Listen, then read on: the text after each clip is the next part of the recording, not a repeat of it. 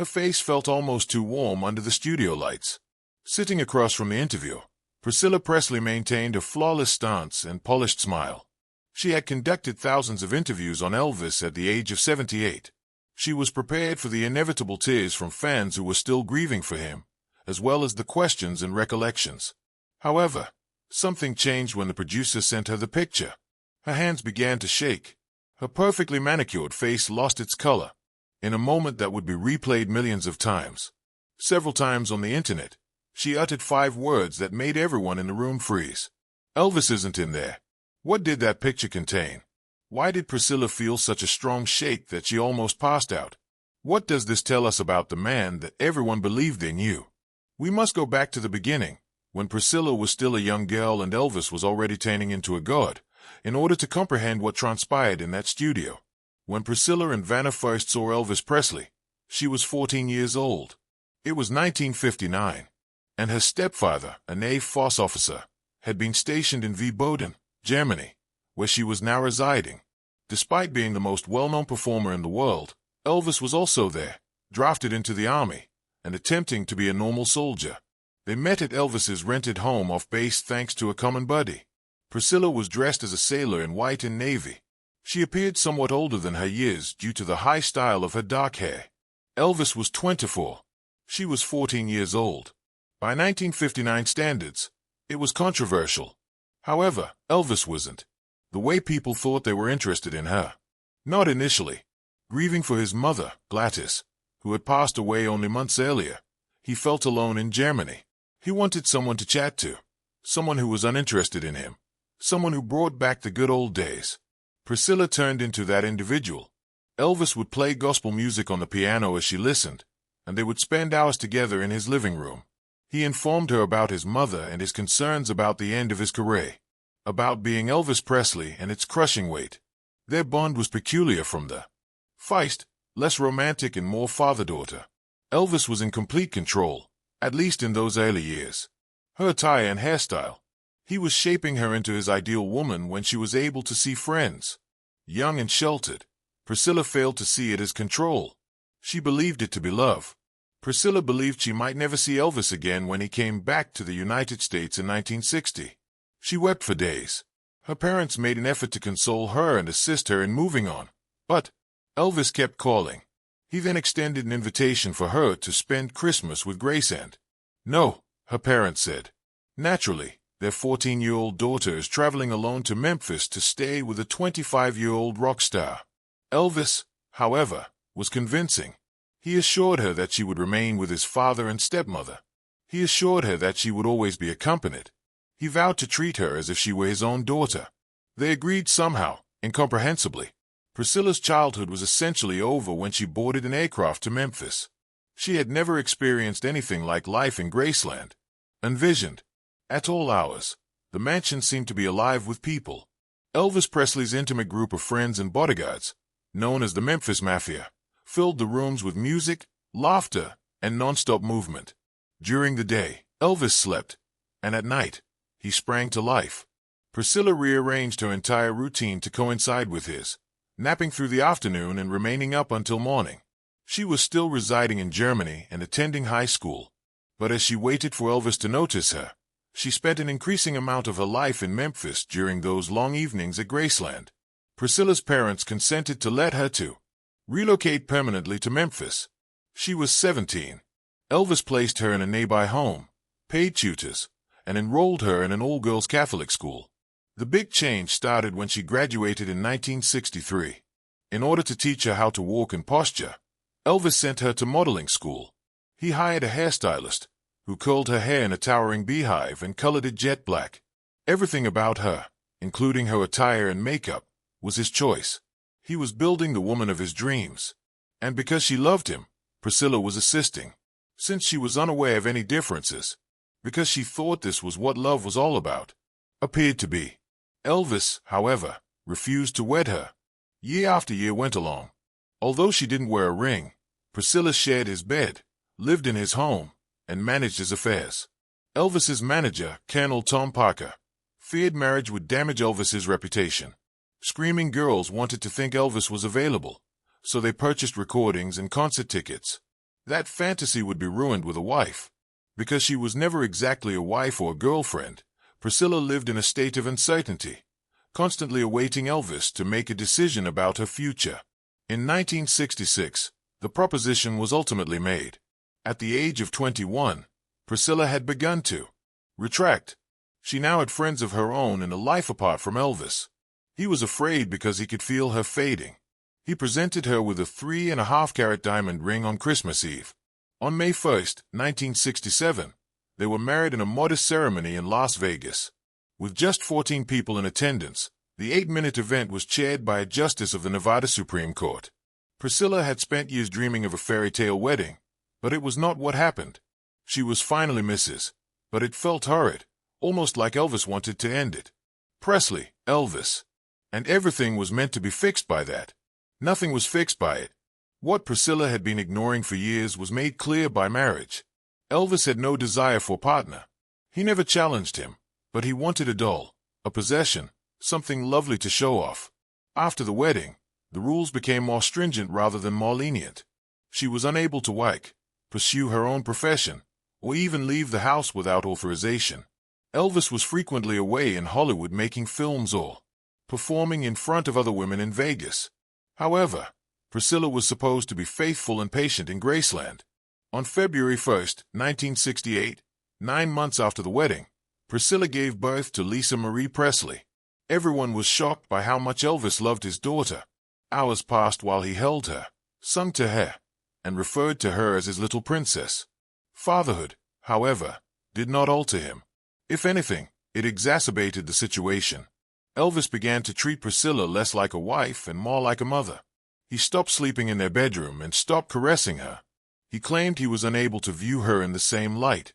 Now that she had a child, Priscilla was 22 years old, married to the world's most desirable guy, and completely alone. Although the pills were always present, they became more severe following Lisa Marie's delivery. Elvis put them to sleep so he could wake up, perform, and numb any agony he was feeling. George Nicopolis, his physician, freely prescribed them. The combination of medicines, sleeping drugs, uppers, and downers kept Elvis alive but hardly human. In the restroom, Priscilla would discover him unconscious, hunched over in chairs, moaning unintelligibly. She pleaded with him to stop. In addition to flushing medications down the toilet, she faced his. He begged his father, doctor. Nothing was altered. She was powerless to stop Elvis from vanishing. By 1972, Priscilla had had enough. Mike Stone, a karate instructor she had met, treated her like a person rather than a property. She announced her departure to Elvis. At first, he didn't believe her. Priscilla packed her luggage, took Lisa Marie, and left Graceland, but no one left Elvis Presley. The final date of the divorce was October 9, 1973. They had been wed for 6 years. Elvis was heartbroken. He contacted her all the time, pleading with her to return and vowing to make amends. Priscilla, however, was aware of this. She couldn't live with him, but she loved him and would always adore him. After the divorce, they remained close, closer than most people knew. Lisa Marie was frequently visited by Priscilla. Elvis called her to ask for help on his job, loneliness, and business decisions. She was still the one who knew him best, the one who knew the private Elvis as well as the public one. And as he began to deteriorate, she watched helplessly. The performances deteriorated. He tripped on stage, sweated through his jumpsuits, and lost lines. There were sharp fluctuations in the weight. His face appeared swollen and far away. The medications didn't stop. The day that every Elvis lover knows by heart is August 16, 1977. In the afternoon, Priscilla received the call. Elvis had passed away. He was discovered sprawled on the floor with his face pressed against the crimson shag carpet in his Graceland bathroom. He was 42 years old. A heart attack, or cardiac arrhythmia, was the declared cause of death. However, everyone was aware of the true cause, the prescription medications that had been gradually killing him for years. Priscilla took off right away for Memphis. She was accompanied by Lisa Marie. She needed to see him one final time. There was mayhem during the funeral. The streets outside Graceland were crowded with 50,000 people. Supporters hurled themselves against the gates, yelled, and passed out. Elvis was lying in a copper coffin inside the home inn. The entrance, wearing a white suit and wearing makeup to make his face appear calm. Priscilla spent a considerable amount of time watching him. Stiff and frigid, she touched his hand. She had to take a step back and let the world lament him after whispering things that only he could understand. This man was both everyone's and nobody's. Priscilla took on the role of guardian of Elvis' legacy in the years following his passing. She transformed Graceland, which was drowning in debt, into one of America's most visited private residences. She battled to preserve his memory, his songs, and his reputation. She conducted interviews, showed up at gatherings, grinned for the cameras, and repeated the same story. She was adored by everyone for it. She was the loyal ex-wife who, despite the fact that her love for Elvis had almost ruined her, never stopped loving him. In private, though, Priscilla carried unanswered questions. There were aspects of Elvis's passing that never made sense. The chronology was incorrect. Around 2:30 p.m., his body was discovered. However, he went upstairs after playing rate ball at around 9:30 that morning, which was the last time anyone saw him alive. 5 hours. What took place throughout those 5 hours? When they discovered him, why was his body in such an odd state? Why were the results of the autopsy sealed? Why were so many specifics forgotten? Like everyone else, Priscilla heard the conspiracy theories that Elvis engineered his own disappearance because he couldn't bear the celebrity any longer, was in witness protection, or faked his death. She called them insulting to his memory and publicly rejected them. But late at night, in private, she pondered. There were times when it didn't work. Calls from numbers that were disconnected. There were sightings that were too specific to be fan imaginations, such as a picture of a man who resembled Elvis boarding an aircraft to Argentina that turned up years later. She never discussed these uncertainties. Why would it matter? Elvis was buried beside his mother at Graceland. For Lisa Marie to find closure, she needed to grieve appropriately. Priscilla deserved to go on with her own life, and the fans wanted their hero to rest in peace. She had numerous romances, was married again, and developed a career apart from Elvis. However, the questions lingered in her mind like a melody she couldn't quite recall but couldn't let go of. Decades went by. She became a grandma, Priscilla. In addition to dealing with the burden of being Elvis Presley's daughter, Lisa Marie also had her own children and battled addiction and popularity. Elvis stayed stuck in time as the world around them changed. Forever 42, the King Forever, Graceland served as a memorial to him. Glass was used to preserve the jumpsuits. The jungle room remained just as he had left it. Everything is kept up to date to preserve the legend. Then the picture appeared. An FBI file pertaining to an old organized crime case from the 1970s was being examined by a researcher.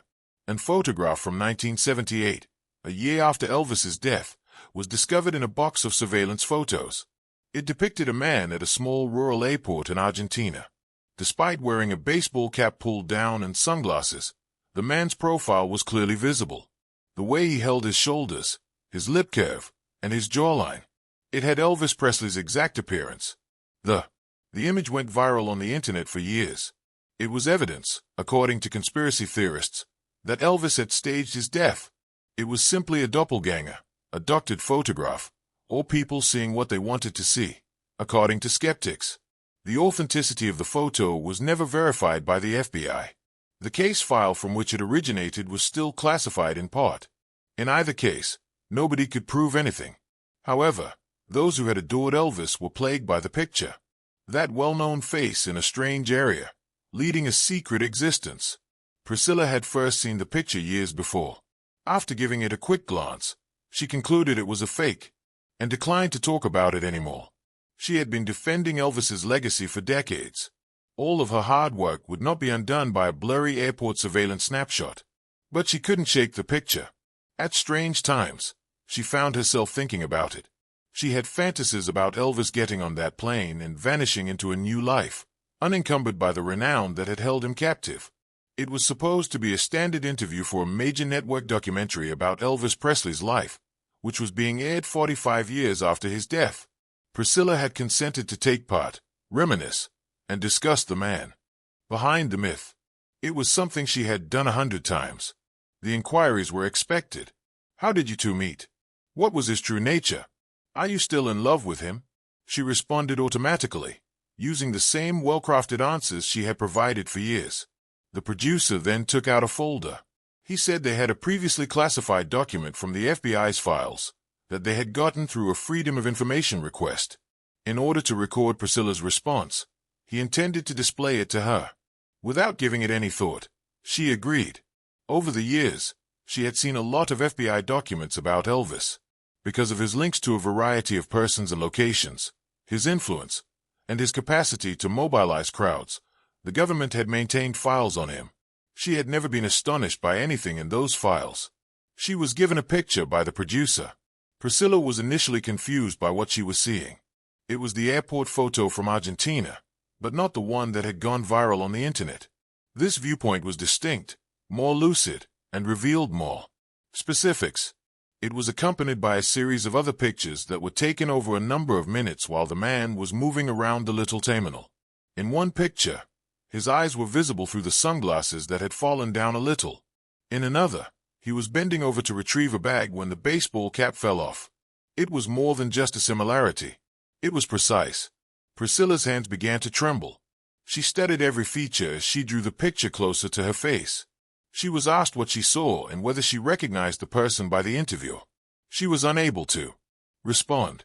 There was something in those pictures that only she would know and that no one else would notice, which is why her throat had tightened. The man in the airport had a plain leather band with a silver clasp on his right wrist. Elvis had never taken off the same bracelet he wore, a gift from his mother. When Priscilla last saw him alive, he was wearing it. There was silence in the room. Everyone was gazing at her, anticipating her words. Priscilla made an effort to gather herself, to respond as would be anticipated, to write off the pictures as cruel hoaxes, but the words would not come. Rather, she heard herself murmur, "That's not Elvis in there." She was referring to the fact that Elvis wasn't buried at Graceland. It couldn't be because, if these pictures and evidence were genuine, Elvis would have been alive in 1978, strolling through an Argentine airport while sporting his mother's bracelet and leading a life that no one knew about. Priscilla got up too soon. The space whirled. She withdrew as someone tried to support her by grabbing her arm. She required distance, air, and time to reflect.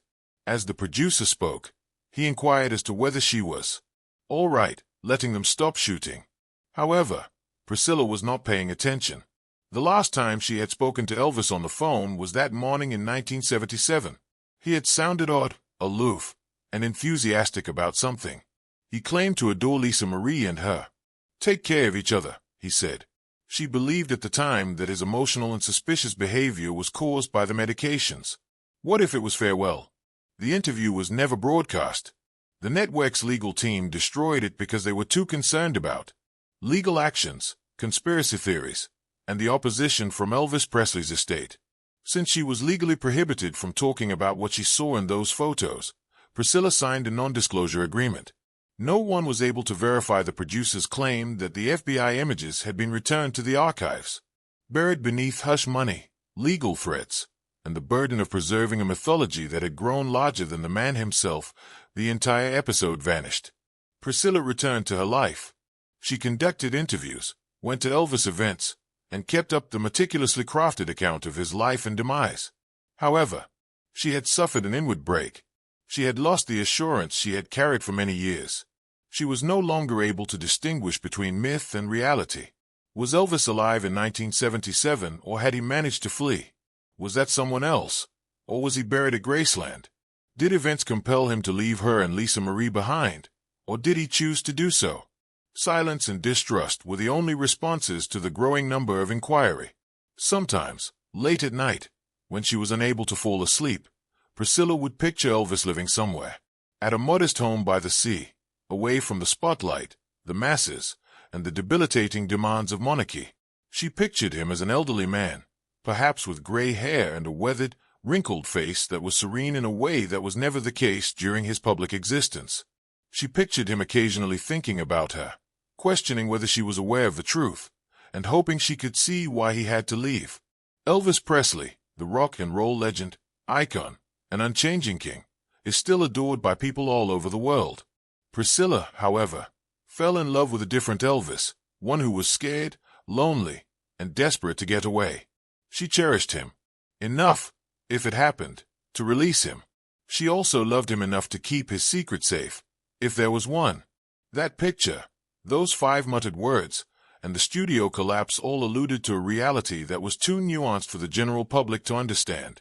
She discovered that some mysteries are meant to remain unsolved, and that some loves are too profound to ever fully comprehend.